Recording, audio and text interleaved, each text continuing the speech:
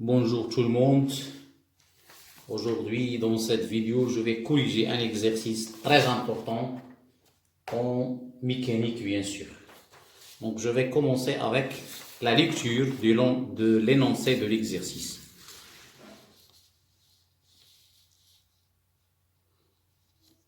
Donc, voilà l'énoncé de l'exercice.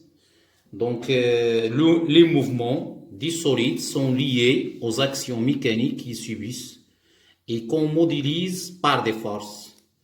On lance à l'instant T0 égale à 0, donc il faut faire toujours attention aux conditions initiales. Donc T0 égale à 0, c'est la condition initiale. Donc un solide S, on va lancer de la position O, bien sûr, avec une vitesse initiale V0 égale à V0 fois I. Donc selon bien sûr le sens du mouvement. Le solide glisse selon la ligne de la plus grande pente d'un plan incliné d'un angle alpha. Voilà l'angle alpha par rapport à l'horizontale. On étudie le mouvement de G dont le repère OIG lié à la Terre supposée galiléenne. La figure 1. Donc l'abscisse de G à T0 égale à 0 et XG égale à X0 égale à 0. Donc X0 égale à 0. Les données, donc la masse du solide c'est 0,2 kg, G égale à 10 mètres seconde moins 2, V0 égale à 2 mètres par seconde et l'angle alpha, bien sûr, égale 11 degrés. Donc première partie, donc cet exercice c'est divisé en deux parties. Donc première partie, on suppose que les frottements sont négligeables. Première question, en appliquant la deuxième loi de Newton, exprimer l'accélération A1 du mouvement de G en fonction de G alpha et puis déduire la nature du mouvement de G. La deuxième question, écrire l'expression numérique de l'équation horaire du mouvement de G. Deuxième partie, le chronophotographie du mouvement de S à l'aide d'un système d'acquisition convenable a permis d'obtenir la courbe de la figure 2. C'est VG en fonction de T. Donc, T bien sûr en secondes. Donc, la première question, déterminer graphiquement la valeur expérimentale de l'accélération A2 du mouvement de G. 2 montre que le mouvement de G se fait avec frottement. 3, les frottements auxquels est soumis le solide S sont équivalents à une force petit f constante collinéaire à la vitesse V et de sens contraire. La question, déterminer l'intensité de la force petit f. Allez-y, donc on va commencer la correction de cet exercice. C'est un exercice très important. Donc la première question, exprimons l'accélération A1. Donc j'ai déjà, bien sûr, pour gagner du temps, j'ai déjà représenté le schéma. Donc voilà le solide S. Voilà le point G, le centre d'inertie. Donc j'ai représenté les deux forces appliquées sur le solide CP et R. Et regardez ici, j'ai représenté R perpendiculaire. Pourquoi? Parce que les frottements sont négligeables. Donc, pour appliquer la deuxième loi de Newton, donc il suffit bien sûr de suivre les étapes. Bien sûr, première étape, système étudié. Système étudié. Faites attention, donc il faut suivre les étapes. Donc, solide S. Solide S. Donc, deuxième étape, bilan des forces ou bien l'inventaire, c'est la même chose. Donc, P et R. Donc, P, son poids. R, la réaction du plan. La réaction du plan. Alors, donc, troisième, par application de la deuxième loi de Newton. Que dit cette deuxième loi? Sigma des forces extérieures est égal, c'est M à 1. MA1G. C'est bon? Donc, je vais bien sûr remplacer ici, d'où, donc les sommes des forces, on a deux forces, on a P plus R égale à M A1 pour simplifier. Voilà la relation vectorielle que je vais nommer 1. Donc maintenant, la projection, donc c'est la dernière étape, la projection de quoi? De la relation vectorielle sur l'axe OX. Donc sur l'axe OX. Regardez, j'ai représenté un axe qui est parallèle à cet axe, bien sûr. Ici, on a le point B. Donc on a le droit, bien sûr, de faire la translation. Donc, sur l'axe OX.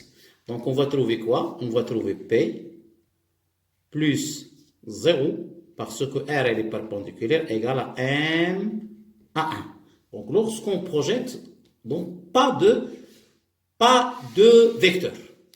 Tout est égal P dans ce cas. Regardez P. Donc, la projection de P, elle est là. Donc, je vais bien sûr représenter avec le bleu. Elle est là. Voilà la projection.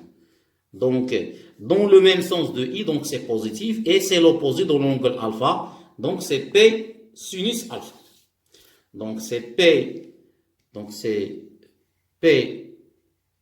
donc ici donc c'est Px, ici c'est Px, donc c'est P sinus alpha égale à M à 1.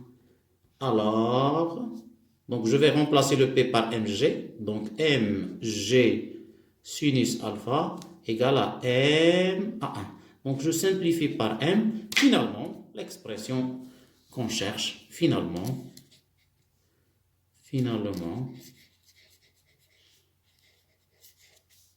A1 égale G sinus alpha. Voilà l'expression demandée. Bien sûr, est-ce qu'on a demandé de calculer, donc, et puis déduire la nature du mouvement.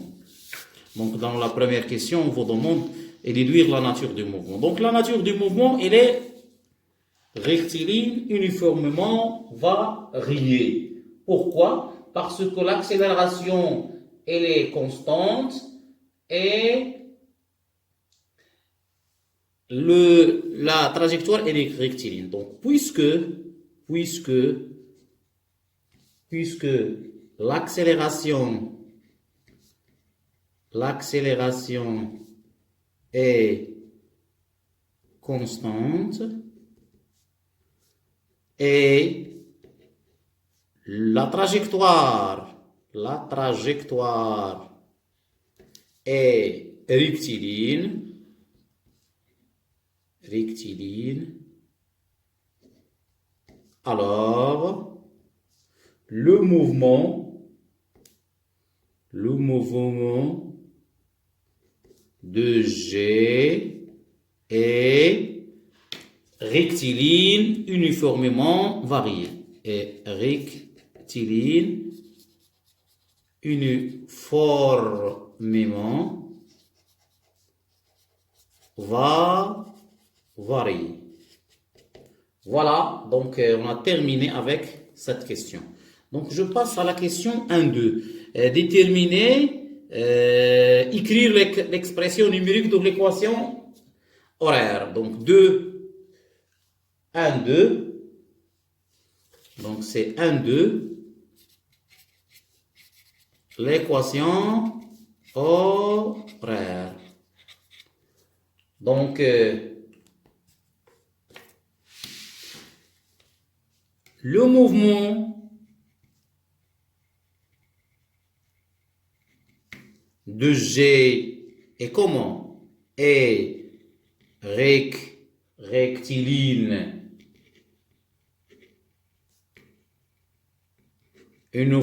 uniformément varier, alors son équation horaire s'écrit sous la forme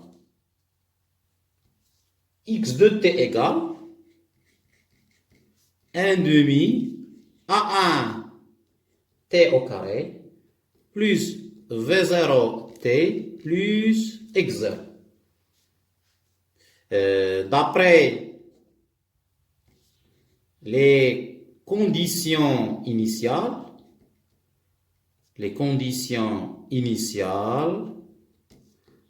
on a V0 égale à 2 mètres seconde moins 1 et x0 égale à 0.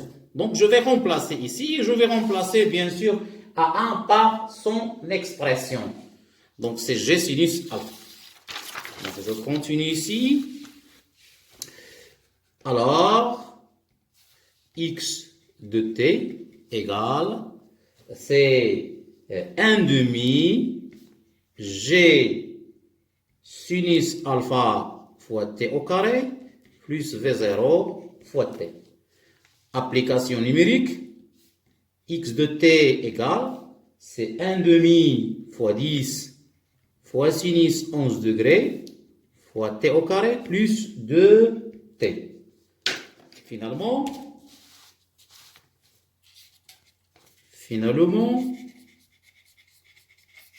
je trouve x de t égale, c'est 0,95 t au carré plus 2t. Voilà, donc comme ça, on laisse comme ça parce que c'est une fonction numérique.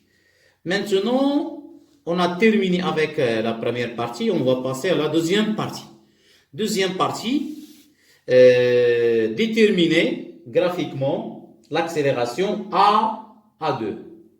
Donc, 2, 1, déterminons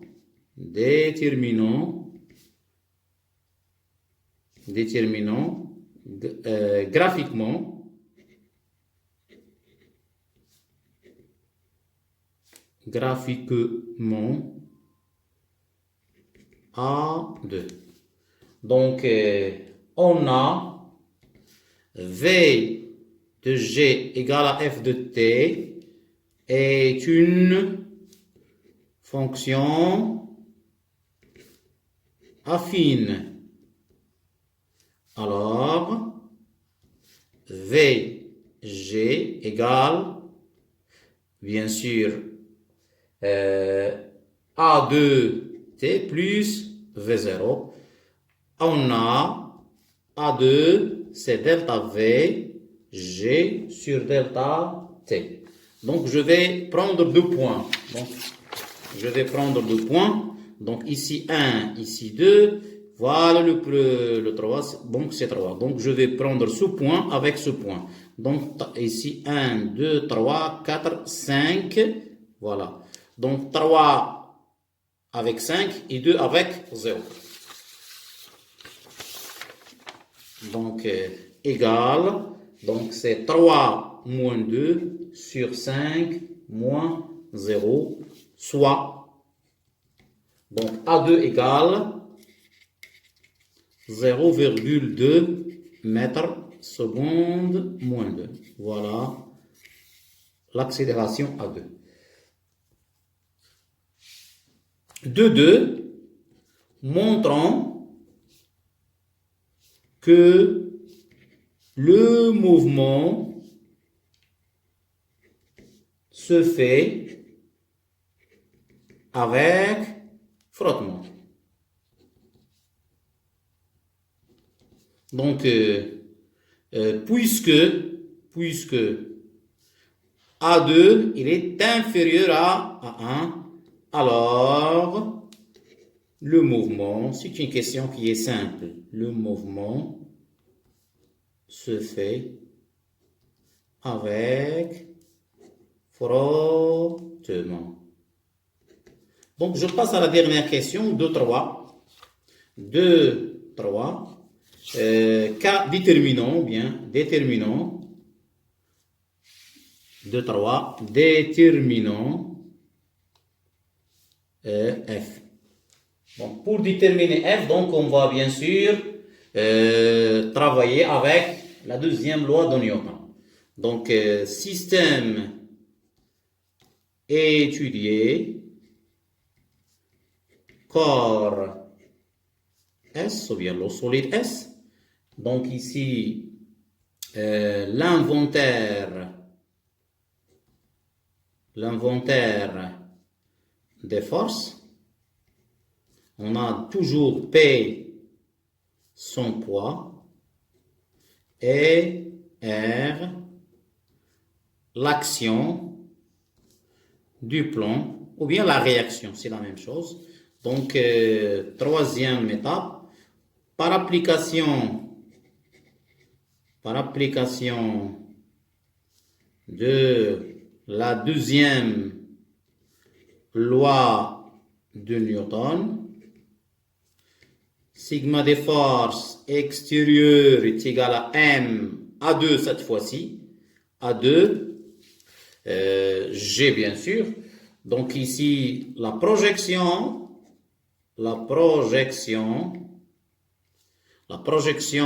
de, donc ici implique que P plus R égale à M à 2. Voilà, je vais nommer la relation 2. La projection de la relation vectorielle 2 sur l'axe OX. Donc sur l'axe OX donne, donc P il est toujours positif. Donc c'est P sinus alpha. Mais le R, donc puisqu'on a les frottements, donc R il est opposé. Donc c'est moins F égale à M à 2. Donc soit, donc je vais remplacer le P par MG, MG sinus alpha, moins F égale à M à 2. Et je tire F. Donc c'est très facile. Donc finalement, d'où